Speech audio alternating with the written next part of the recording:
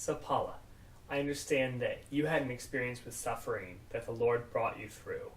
Could you tell us a little bit about that? Um, well, it was 21 years ago that I was diagnosed with a couple of different neurological illnesses.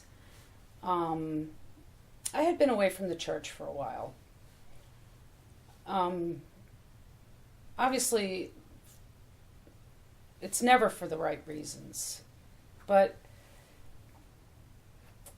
as I started to return to the church, within a couple of years, that's when I was diagnosed with these neurological illnesses that have kept me essentially homebound. And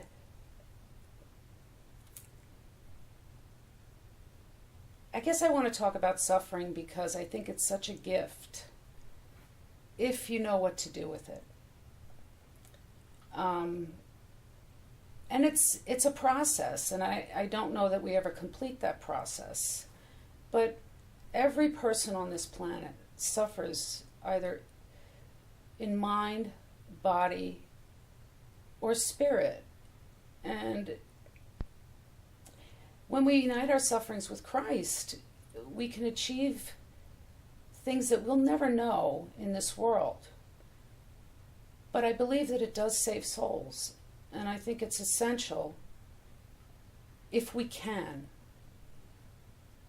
when we feel suffering in any way, shape, or form, that even if you just think of Christ, or say, I give it to you, I offer it to you, there's something so incredibly powerful about that.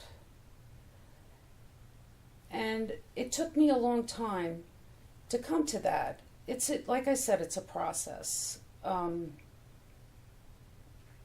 don't want to say I embrace it because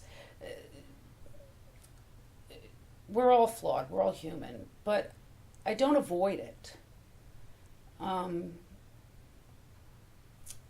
I think it's part of my vocation as a single person. And also, but my illness doesn't define me. I feel that Christ defines me. And He is the water of life which flows through me, hopefully, when I don't block up the pipes, so to speak. And I think it brings us to a place of peace. And I think if everyone would just think or meditate, and I'm talking about all children of God in this world, about peace, even if it's for a moment, the world would change. And people could find peace in suffering. And that suffering, when you unite it with Christ, there is peace there. The peace which surpasses all understanding, and the peace which only Christ can give. We have to pray for each other, and that's how we'll change the world and the sufferings of so many.